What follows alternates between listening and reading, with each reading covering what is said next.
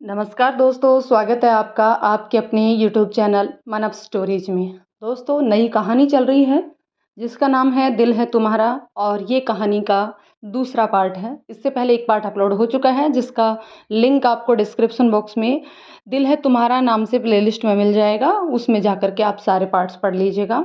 तो चलिए दोस्तों, कहानी के इस पार्ट को शुरू करते हैं।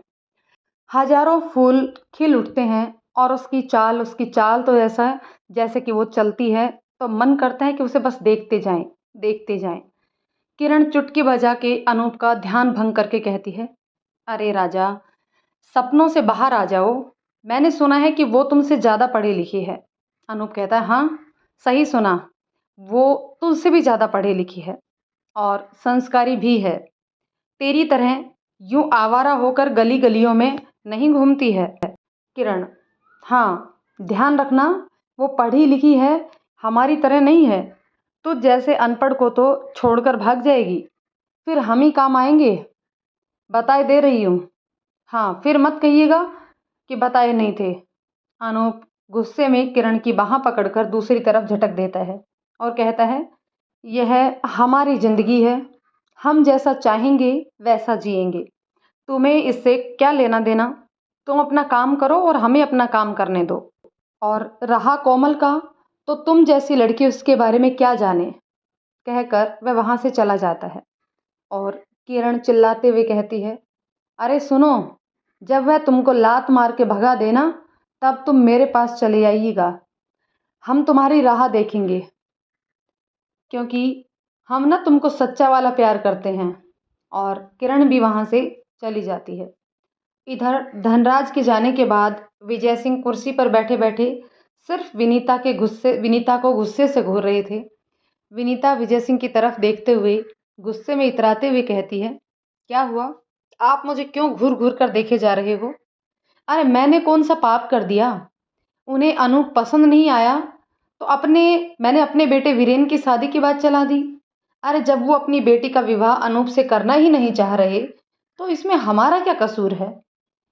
फिर सोचो, लड़की इतनी पढ़ी लिखी है, पैसे वाले घर की है, भला कोई मूर्ख ही होगा जो इस रिश्ते को अपने हाथों से जाने देगा।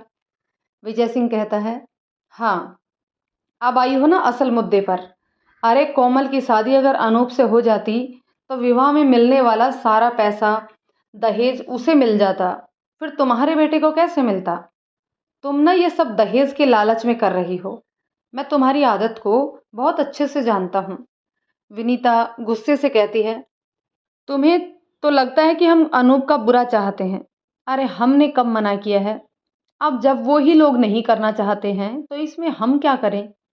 अब क्या हम उनके पैर पड़ जाएं कि हमारे अनूप की अपनी बेटी के साथ शादी कर दो? विजय सिंह कहते हैं, अरे तुम तो जानती हो ना कि हमारा अनूप घर में सबसे बड़ा है। अब अगर हमने वीरेन की शादी पहले कर दी तो लोग क्या कहेंगे? फिर तो लोग हमारे अनूप में कमियां निकालेंगे, कहेंगे कि जरूर उसमें कोई ना कोई खोट होगा, इसीलिए उसका विवाह नहीं हुआ। क्या जवाब देंगे हम लोगों को जब लोग हम पर ही उंगलियां उठाएंगे कि हमने अपने बेटे का विवाह पहले कर दिया और भतीजा बड़ा होने के बावजूद भी कुंवारा घूम रहा है? विनीता विजय सिंह की बात को काटते हुए कहती है, अरे हम तो कब से कह रहे हैं कि अनूप की शादी पहले कर दो, उसी के माफिक किसी लड़की से, और वीरेन की शादी बाद में कोमल के साथ कर देना। विजय सिंह कहते हैं, लड़कियां कोई पेड़ पर थोड़ी ही लगती हैं जो झट से तोड़ लिया और कर दिया ब्याह। अरे ब्याह करने के लिए लड़की की जरूरत होती है। इतनी जल्दी अनूप के लिए लड़की कहाँ से ढूंढ के लाऊं? विनीता कहती है, अरे आप कहें तो लड़की तो तैयार बैठी है, बस आपकी हामी की ज़रूरत है। अगर आप हाँ कर दें तो मैं बात कुछ आगे बढ़ाऊं। लड़की अनूप के माफिक है, और तो और लड़की खुद अनूप को पसंद करती है। विजय सिंह आज अचंभित थे कि जो विनीता अनूप को लेकर इतनी कठोर है, भला वो उसके बारे में कब से चिंता करने लगी। विजय सिंह ने विनीता का मन टटोलने के लिए कहा, हाँ बात तो तुम्हारी ठीक है, परंतु इतनी भी क्या जल्दी है शादी की? आखिर ये भी तो पता करना चाहिए ना कि लड़की कौन है, लड़की क्या करती है, लड़की का खानदान कैसा है, लड़की के संस्कार कैसे हैं, वो संस्कारी भी तो होनी चाहिए। ये सब भी तो पता करना ही चाहिए ना। विनीता कहती है, अरे लड़की का क्या, वो तो अपने गांव में ही है। वो दिनेश है ना, उसकी साली किरण बड़ी सुंदर है। और तो और वो अनूप को चाहती भी है। दोनों की जोड़ी बहुत सुंदर लगेगी, कह ही देती हूँ। हाँ। विजय सिंह विनीता की बात पर बिफरते हुए कहते हैं, कह देती हूँ, हाँ। अरे तुमसे ज्यादा तो गांव गली का बच्चा बच्चा जानता है कि वो कैसी है। अरे वो बहुत ही बदतमीज और चाल चलन में बहुत ही खराब है। और तुम कह रही हो कि मैं अनूप की शादी उसके साथ करा दूं, जानबूझकर अनूप की जिंदगी खराब कर दूं? हरगिज नहीं। विनीता कहती है, अरे है तो वो भी एक लड़की ही ना। अरे जब शादी होगी ना, तब घर आएगी तो घर की जिम्मेदारियां पड़ेंगी उसके कंधों पर, तो वो भी सुधर जाएगी। एक बार अनूप से शादी तो हो जाने दो उसकी, फिर देख लेना। विजय सिंह कहता है, उस लड़की की रग रग से वाकिफ हैं हम, वो कभी नहीं सुधरने वाली। अरे शादी होके घर आई ना, तो देख लेना गांव गली के जितने भी लफंगे हैं वो हमारे घर के चक्कर लगाया करेंगे। क्या इज्जत रह जाएगी हमारी समाज में। और तो और हमारा अनूप इतना भोला है कि वो तो उसके चाल चलन देखकर घुट घुट कर ही मर जाएगा। मैं उसे इस तरह मरते हुए नहीं देख सकता हूँ, ये मैं बता दे रहा हूँ तुम्हें। विनीता की इतनी बातों पर विजय सिंह पर कोई असर नहीं होता देख रहा था। अब विनीता उकता कर विजय सिंह से हाथ जोड़कर कहती है, तो आप ही बताओ महाराज, क्या किया जाए। वैसे भी सरपंच जो हो, पंचायती तो झाड़ोगे ही, अब अपना फैसला भी सुना दो। विजय सिंह तल्ख होकर कहते हैं, तो सुनो मेरा फैसला। मेरा फैसला है कि इस रिश्ते की बात बिना अनूप की राय के आगे नहीं बढ़ेगी। वो यदि चाहेगा कि वो कोमल से शादी करना चाहता है, तो मैं इस रिश्ते के लिए धनराज के सामने अनूप का प्रस्ताव रखूंगा। और यदि वह अनूप से अपनी बेटी का ब्याह करना चाहे, तो उसकी बेटी इस घर की बहू बनकर आएगी। यदि उन्होंने मना कर दिया, तो ही उनकी बेटी इस घर की बहू बनकर नहीं आएगी। बस कह दिया है। विनीता पूछती है, अगर अनूप ने ही इस शादी के लिए मना कर दिया, तो तब क्या करेंगे आप। विजय सिंह कहता है, अगर अनूप इस शादी के लिए मना करता है, तो फिर मैं कोमल की शादी अपने वीरेन से कर दूंगा। और हाँ, अब तुम अनूप को इस शादी के लिए ना करने का दबाव मत बनाना। विनीता गुस्से में तमतमा के कहती है, मैं क्या उसकी दुश्मन हूँ जो उस पर दबाव बनाऊंगी। और भला कब वह मेरी बात को मानता है। वो तो वही करता है जो उसे अच्छा लगता है। विजय सिंह अपने कंधों पर अंगोछा डालकर बाहर चला जाता है। धनराज मन में कई भाव लिए हर्षित मन से घर पहुंच जाते हैं। वो आज बहुत खुश थे। उनकी बेटी के लिए लड़की की तलाश आज खत्म हुई। आखिर उनके मन के मुताबिक लड़का जो मिल गया था। और थोड़े ही पल में मन थोड़ा उदास भी हो जाता, ये सोचकर कि इस रिश्ते के लिए अभी विजय सिंह ने हामी नहीं भरी है। वह मुस्कुराते हुए अपनी पत्नी से कहते हैं, अजी सुनती हो, कम्मों की माँ, जरा पानी वानी लेती आओ, आज बहुत थक गया हूँ। साधना देवी, जो कि धनराज की पत्नी है, ग्लास में पानी लेकर आती है और धनराज को दे देती है। धनराज के चेहरे पर खुशी की लहरें साफ साफ दिख रही थी। जो साधना देवी जानती थी कि जब भी कोई कार्य उनके मन के मुताबिक हो जाता था, तो ही वो ऐसे खुश दिखते हैं। साधना देवी मुस्कुराते हुए पूछती है, आज क्या हुआ, आज आप बड़े खुश हैं, क्या बात है आखिर। धनराज खुश होते हुए कहते हैं, अरे कम्मों की माँ, बात ही खुशी की है। आज तुम सुनोगी ना, तो तुम भी खुशी से पागल हो जाओगी। साधना देवी, आखिर हुआ क्या, बताओगे भी कुछ। धनराज, अरे हमारी कोमल के लिए जो लड़का देखा है ना, जो लड़का ढूंढते थे, वो मिल गया है। अरे लड़का बहुत ही सुंदर, सुशील और गुणी है। और लड़का डॉक्टर है। साधना देवी खुश होकर कहती है, अरे ये तो बड़ी खुशी की बात है। अच्छा बताओ, लड़का कैसा दिखता है और कहाँ रहता है, किस गांव का है। धनराज कहते हैं, लड़का अपने पास के ही गांव का है और लड़का शहर में डॉक्टरी की पढ़ाई कर रहा है और कुछ ही दिनों में डॉक्टर बन जाएगा। भगवान ने चाहा तो हमारी बेटी राज करेगी, राज। साधना देवी संदेह से पूछती है, ये क्या कह रहे हो? आप भगवान ने चाहा? अरे, आप बात पक्की तो करके आए हो ना? धनराज गाल पर उंगली रखकर कहते हैं, वो ये है कि विजय सिंह हमें सलाह मशविरा करके बताएंगे। बस भगवान करे कि उनको मेरी बेटी पसंद आ जाए। साधना देवी कहती है, आप चिंता मत करो। अरे एक ही बार में उन्हें मेरी बेटी पसंद आ जाएगी। आखिर कमी ही क्या है हमारी बेटी में जो उन्हें पसंद नहीं आएगी? दिया लेके ढूंढेंगे ना, तब भी उन्हें ऐसी बहू नहीं मिलेगी। वैसे लड़की की कोई फोटो सोटो तो लाए होंगे ना आप? धनराज, हाँ लाया हूँ। ये रही लड़के की फोटो। और फोटो को आगे बढ़ाकर साधना देवी के हाथों में रख देता है। साधना देवी फोटो को निहारते हुए कहती है, लड़का तो बहुत सुंदर है, एकदम किसी राजकुमार के जैसा दिखता है।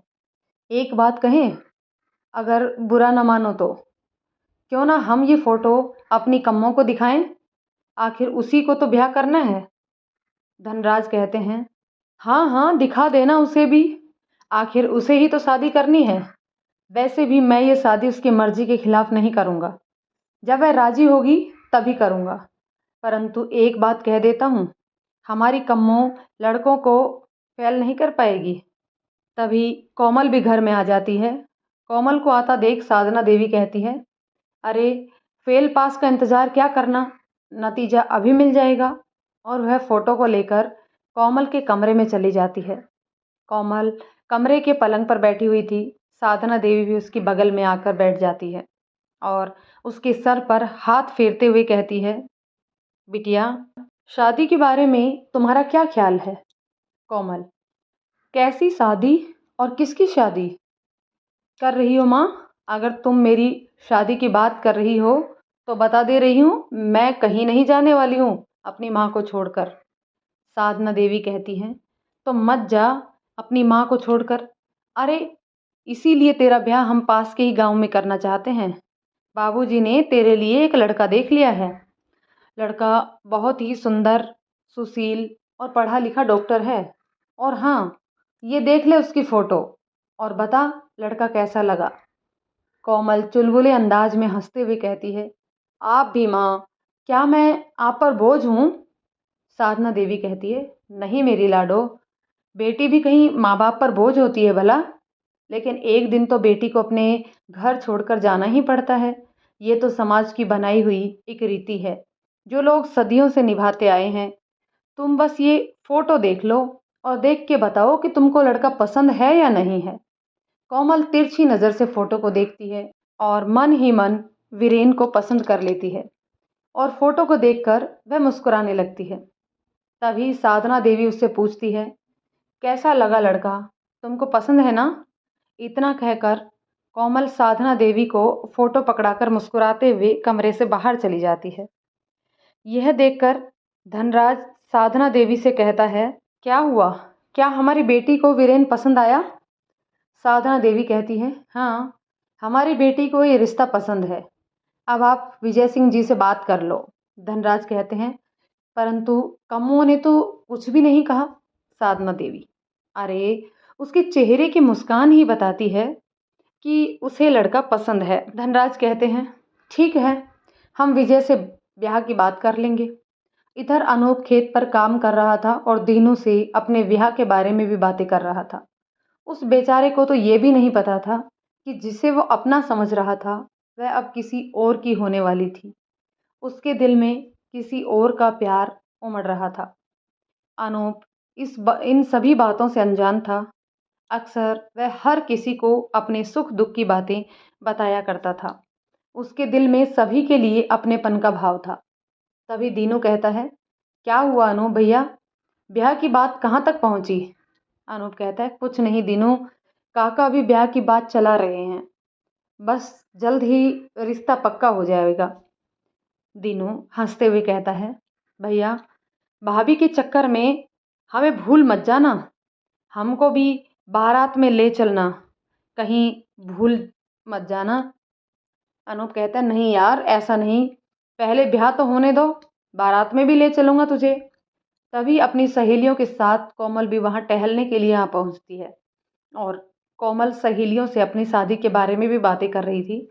ये सब देखकर दीनू कहता है, अरे ऐसा क्या जादू टोना कर दिया है भाभी पर कि वो तुम्हारा पीछा ही नहीं छोड़ती है।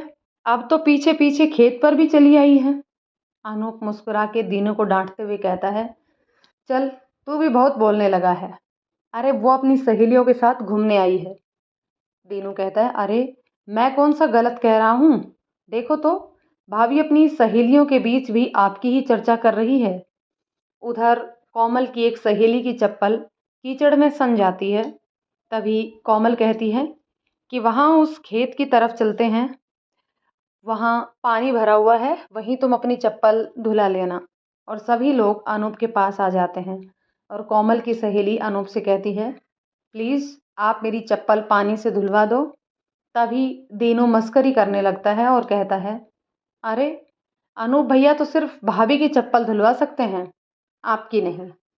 अरे भाभी की सहेलियों की खिदमत में तो मैं हाजिर हूँ। इतना सुनते ही कोमल की सभी सहेलियां उसकी ओर आश्चर्य से देखने लगती हैं। कोमल गुस्से में तिल मिलाकर दीनू से कहती है, तुम्हारा दिमाग तो खराब नहीं है? तुम्हें पता है तुम क्या कह रहे हो? तुम जानते हो ना कि मैं किसकी बेटी हूँ? मैं सेठ धनराज की बेटी हूँ। तुम्हारी शिकायत कर दी ना तो घर पर मेरे पापा तुम्हारी खाल खिंचवा लेंगे, इसलिए होश में आ जाओ। और अनूप की तरफ देखते हुए कहती है, तुम खामोश होकर ये सब सुन रहे हो, इसे रोकते क्यों नहीं? अनूप कहता है, भला इसमें बुरा ही क्या कहा? उसने तो वही कहा जो सच है। आखिर आज नहीं तो कल तुम्हारी शादी हमसे होने वाली है, इसीलिए उसने तुम्हें भाभी कहा है। अनूप की इन सभी बातों को सुनकर उसकी सहेलियां जोर जोर से हंसने लगती हैं और उनमें से एक सहेली हंसते हुए चुटकी बजाते हुए कहती है, हेलो, कौन से ख्वाबों में जी रहे हो? ये पढ़ी लिखी लड़की और तुम जैसे अनपढ़ गंवार से शादी करेगी? क्या इसके पिता ने इसे इसीलिए पढ़ाया ताकि यह तेरे साथ ब्याह दे उसे? कोमल अपनी सहेलियों को समझाते हुए कहती है, इस तरह किसी का मजाक बनाना ठीक नहीं है। आप लोग इस तरह हंसना बंद करो। और अनूप की तरफ देखते हुए कहती है, लगता है आपके साथ किसी ने मजाक किया होगा। मेरी शादी तुमसे नहीं हो सकती। मेरा ब्याह तो मेरे सपनों के राजकुमार से होगा और वो मिल भी चुका है, और वो भी पड़ोस के गांव में रहता है। लड़के का नाम। तभी उसकी सहेली उसे टोकते हुए कहती है, अब क्या पूरी जन्म कुंडली बताएगी किसी अजनबी को? अरे जब शादी हो तो शादी का कार्ड भिजवा देना इसको। वैसे भी अब हमें घर चलना चाहिए, घर के लिए बहुत लेट हो रहा है। कोमल अपनी सहेलियों के साथ वहां से घर चली जाती है। इधर अनूप के अरमानों का महल ताश के पत्तों की तरह भर भरा कर टूट गया है और उसकी आंखों में आंसू बह रहे थे। आखिर जिस सपने को उसने इतने दिनों तक संजो कर रखा, वो पल भर में टूट गया। उसने पूरी जिंदगी में पहली बार किसी से प्यार किया और अपने पहले प्यार में वो नाकामयाब रहा। शाम का वक्त हो चुका था। विजय खाट पर लेटे हुए था और अनूप उसके पैर दबा रहा था। और वो आज दुखी भी था क्योंकि वह जिस लड़की से प्यार करता था उसने आज खुले शब्दों में मना कर दिया था। वो गहरी सोच में डूबा था। तभी विजय, अनूप। अनूप का तो ध्यान ही नहीं था, उसका ध्यान तो कहीं और था। अनूप, अरे क्या सोच रहा है तू? आज बड़ा सोच में है। क्या सोच रहा है वैसे तू? वैसे तो तू कभी चुप नहीं रहता, हर वक्त बोलता ही रहता है। अनूप का हाथ हिलाते हुए विजय सिंह ने कहा। अनूप, कुछ भी तो नहीं सोच रहा हूँ। विजय, मैं सोच रहा था कि अब तू अकेला कब तक रहेगा, अब तू भी शादी कर ले। अनूप, क्या काका, आप भी ना, इतनी जल्दी क्या है, कर लेंगे जब समय आएगा, अभी तो हमें शादी नहीं करनी। विजय, बेटा कर ले, कब तक अपने काका और काकी के सहारे रहेगा? अरे तेरा ब्याह होगा, बहू घर आएगी, तेरे काम में हाथ बटाएगी, सोच ले। अनूप, क्या काका, क्या मैं अब आप पर बोझ लगने लगा हूँ जो मेरा ब्याह करवा रहे हो? विजय, अरे बेटा, ये तो रीति है, तुम्हें निभानी ही पड़ेगी।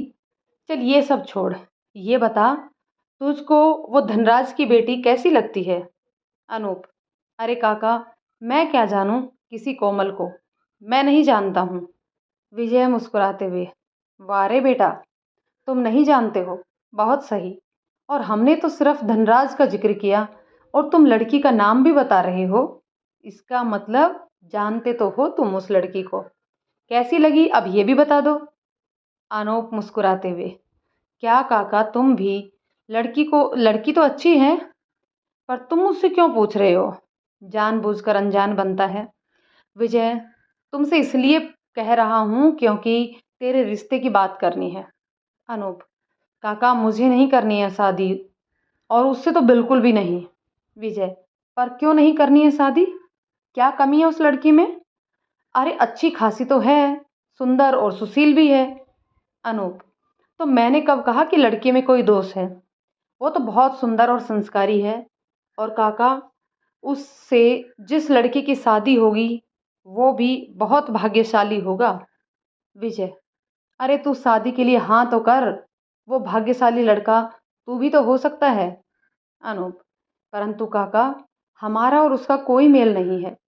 वो पढ़ी लिखी है और हम ठहरे अनपढ़ गंवार। कैसे ये रिश्ता निभाएंगे? नहीं काका, अब आप मुझसे शादी के लिए कुछ भी नहीं कहोगे। मैंने कह दिया कि मैं अभी शादी नहीं करूँगा, और उससे तो मैं बिल्कुल भी शादी नहीं करूँगा। विजय, तू तो अजीब लड़का है, मानता ही नहीं। अरे तेरी जगह कोई और होता तो शादी के नाम पर फूला न समाता, और फिर कोमल जैसी लड़की का रिश्ता तो बिल्कुल भी नहीं। विनीता पास खड़ी विजय और अनूप की बातों को बड़े ध्यान से सुन रही थी। विनीता बस बोलने के लिए एक मौके के इंतजार में थी, और वो मौका उसे मिल चुका था। अनूप के बार बार मना करने पर विनीता की जीभ कुछ कहने के लिए खुजा उठी, और उससे चुप नहीं रहा गया। विनीता रुके हुए स्वर में विजय से कहती है, अरे आप भी जब वो मना कर रहा है तो क्यों जिद कर रहे हैं? क्यों उस भोली भाली लड़की की जबरदस्ती इसके गले बांधना चाह रहे हो? वैसे भी भाई साहब ने तो इस अनपढ़ गंवार के लिए पहले ही मना कर दिया है। अरे जब वो हमारे बेटे वीरेन के लिए राजी है तो फिर आप ये बेमेल का रिश्ता क्यों करने पर तुले हुए हो? विजय सिंह विनीता को डांटते हुए, भगवान के लिए तुम तो चुप ही रहा करो। हर वक्त उसे बुरा भला कहती रहती हो। अरे क्या बिगाड़ा है तुम्हारा इसने, जो इसे इतना बुरा भला कहती रहती हो? विनीता गुस्से से कहती है, हाँ हाँ, मैं तो दुश्मन ही हूँ तुम दोनों की। मैं पूछती हूँ क्या बुरा कह दिया हमने? अरे अनपढ़ को अनपढ़ ना कहें तो क्या कलेक्टर कहें? इतना कहकर विनीता मुंह फुलाकर वहां से चली गई। इतना सुन के अनूप की आंखों में आंसू छलक आए। विनीता उससे जब भी बोलती तो उसके दिल पर लग जाती थी, परंतु इतना सब सुनने के बाद भी उसने विनीता से कभी भी शिकायत नहीं की। विजय, देख अनूप, तू अपनी काकी की बातों पर ध्यान मत दे। उसकी तो आदत है। और रहा सवाल शादी का, तो मैं धनराज से तेरे ब्याह की बात चलाऊंगा। उन्हें ठीक लगे तो करे, वरना ना करे, मेरी बला से। अनूप आंखों को पोंछते हुए कहता है, काका, इसमें काकी ने गलत ही क्या कहा? सही ही तो कहा है। अरे हम अनपढ़ हैं तो अनपढ़ ही कहेंगी, और हम जैसे गंवार से उस पढ़ी लिखी लड़की की शादी कराना उसका नसीब खराब करना ही तो है। अरे उस जैसी लड़की, पढ़ी लिखी लड़की के लिए तो हमारा वीरेन ही ठीक है। मैं कह रहा हूँ कि अगर उसकी शादी हमारे वीरेन से हो गई तो वो बहुत खुश रहेगी। और तो और ये जोड़ी बहुत जमने वाली है। अनूप के दिल में अपने काका के लिए अथाह प्रेम भरा पड़ा था। अपने घर की खुशी के लिए आज वो अपने प्रेम की भी कुर्बानी देने के लिए तैयार था। विजय, मैंने तो ठान लिया, अगर उसे शादी करनी है अपनी बिटिया की तो तेरे साथ करे, नहीं तो उनकी बेटी इस घर की बहू ना बनने वाली। बस यही मेरा फैसला है। अनूप, नहीं काका, आप ऐसा मत करना। आपकी और धनराज काका की बहुत पुरानी दोस्ती है। इस दोस्ती को बरकरार रखने के लिए आप कोमल और वीरेन की शादी कर दो। और फिर आपका भी तो सपना है कि कोमल इस घर की बहू बन के आए। अब जब वो वीरेन से ब्याह करेगी तब भी वो होगी तो इस घर की बहू ही ना। विजय कहते हैं, परंतु बेटे, तू इस घर में सबसे बड़ा है, इसलिए तेरा ब्याह पहले होना चाहिए, नहीं तो समाज क्या कहेगा? अनूप, ओहो काका, आप बार बार समाज को बीच में क्यों लाते हो? मैं नहीं जानता समाज वमाज को। मेरा समाज तो आप ही हैं बस। और आप चिंता क्यों करते हो? अरे जब मैं ही शादी के लिए तैयार नहीं हूँ तो इसमें आपका क्या कसूर है? विजय, तो बेटा तू ही बता क्या किया जाए? अनूप, करना क्या है? अब ये रिश्ता पक्का कर दो, इसमें भी कोई पूछने वाली बात है भला? विजय, ठीक है, कल मैं रिश्ते की बात पक्की कर लूँगा। अनूप, परंतु काका, हमें वीरेन से भी तो पूछना चाहिए कि वो इस शादी के लिए राजी है या नहीं। विजय, अरे लड़की इतनी सुंदर है, पढ़ी लिखी है, भला वो मना कर पाएगा? अब तो ये रिश्ता पक्का ही समझो। अब अनूप को ऐसा लग रहा है था जैसे उसने अपने अरमानों के ताबूत में आखिरी कील खुद ही ठोक ली हो। दोस्तों, कहानी के इस पार्ट को यहीं ख़त्म करते हैं। मिलते हैं एक और पार्ट में।